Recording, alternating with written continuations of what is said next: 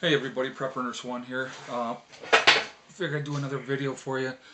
We got quite a bit of snow there Saturday, and it's not melting even here yet. I mean, we've had a couple of warmer days, but the snow is still not melting, so I don't think I'm going to get down to the property because if it's not melting here, it's definitely not melting down there. It's even higher elevation, so I'm hoping that it melts enough over the next couple of days that I can get up there over the weekend and start getting some work done. That would be ideal. I was hoping to get up there Monday, but it just didn't happen because of the weather. I just can't be trudging around in a foot of snow trying to cut trees and stuff like that. It's just not going to work.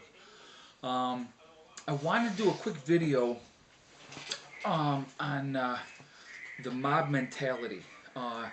In a worst case situation, I mean, I'm sure we've all seen. Excuse me. If you were looking at the celebrations after somebody wins, like the NCAAs. I mean, I know the year I was in North Carolina, I lived down there in North Carolina University won. I mean, went to the streets and they ripped down trees and they flipped over a couple of cars. I mean, and it's happened for other cities too, hockey and stuff like that too. It's just insanity. But it's not. It's that mob mentality. So if you got a bunch of people and if you got one or two people really start stirring stuff up, a lot of times other people get caught up in that. And so, but try to put that in a worst case situation where you've got hungry people and they're thirsty and they're cold and they're irritated. I mean, I think that'd be like times 10 as far as the mentality of people. So, that's one of the reasons why obviously I picked the place where I picked because that way I'm more out in a rural area where there's not as many people and you're not going to have that mob mentality where in suburbia you're a sitting duck. And I don't care what weaponry you have. If you got a mob of 300-400 people coming, tearing up houses and stuff like that, and you're by yourself and it's you and your family, you have zero chance.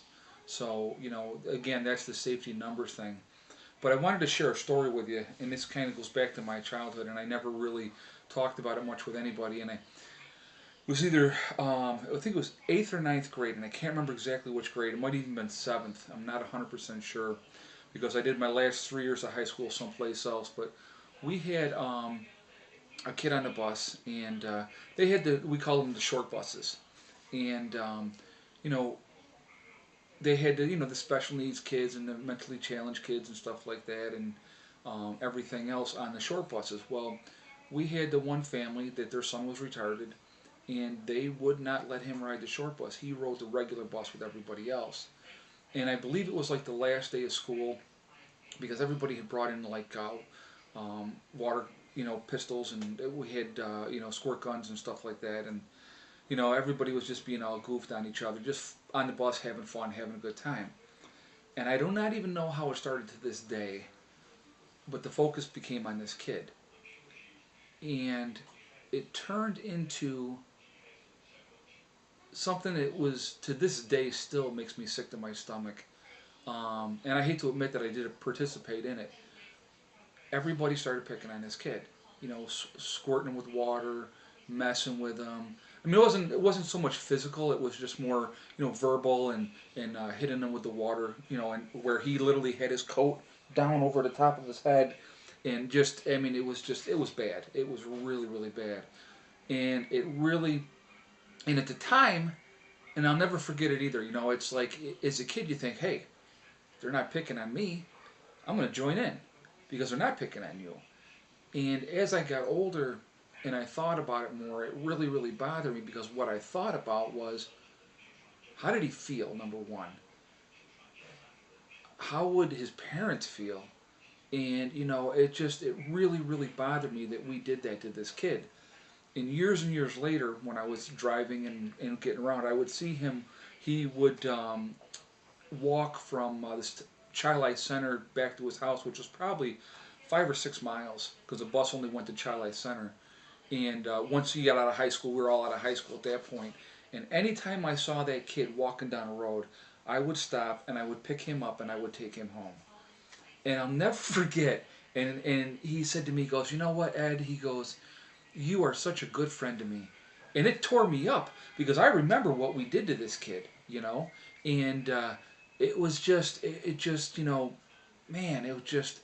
But the thing is, it was like my way of trying to make it up, and but he didn't remember, but I remembered, and it really, really bothered, and still, like to this day, and we're talking, I was what, seventh, eighth, or ninth grade, I've been out of high school 30 years, so and I don't even know if the kid's still alive or not, but it was just, it really, really bothered me, and it's like, and now, as a father of a child with autism, special needs, you know, if somebody did something to my kid, man, I'll tell you what, I mean, heaven help them, because it's like, that's just, but the thing is, it's like I always tried after that incident not to get involved in stuff like that because it just, I was always one stop it, leave him alone after that because it bothered me that much what we did to that kid. But again, that goes to that mob mentality. Well, it ain't me, so hey, I'll join in. So, in taking it to the prepping context, it's something that you have to really think about wherever your location is. Can you shelter in place or not? Is it really truly safe to shelter in place, or do you need to get out of there and get to someplace better? So, just I want to do a quick video on that and share that experience that I had, and how it really truly affected me and shaped actually who the person that I am. And because you know what, it's like, and I tell my daughter, especially my daughter, because she deals with a lot of different people in school, I tell her, I said, you treat everybody decent. I don't care if they're fat, if they're ugly, if they're stupid, if they're not popular, or if they're popular, whatever. I said, you treat them all the same, because you never know. That person might be somebody down the road that says, hey, they may have an important position down the road. You don't know, and you don't do it for that reason, but they may say, hey, I remember that child, she was good to me. And that's the message that you want to put out there. So I try to do that with my daughter. On another note, I've been back to the gym, and I'm actually down 7 pounds, so I'm starting to feel better. Got a long way to go, but I know that obviously when I get working on the property as well, I'm going to be more busy that way as well. So but right for now, it's just trying to get myself in better shape, and I've been did my second thing of yoga. Did yoga yesterday, and that kicked my butt again, but it was good. So thanks for listening. Tell me what your thoughts are. Let me know what you think. Okay, thank you very much. And so like I said, hopefully by this weekend I can get out to the property. We'll have enough days where it's going to be warmer, where things are going to be melting, and I can actually get up there and get some work done finally. Um, it's just been that kind of year. I mean, the year before, we had hardly any snow. I think we had 32 inches of snow the whole season. So, I mean, it just, you just never know. So, thanks for listening, and I will talk to you later. Prep and Nurse 1 out for now.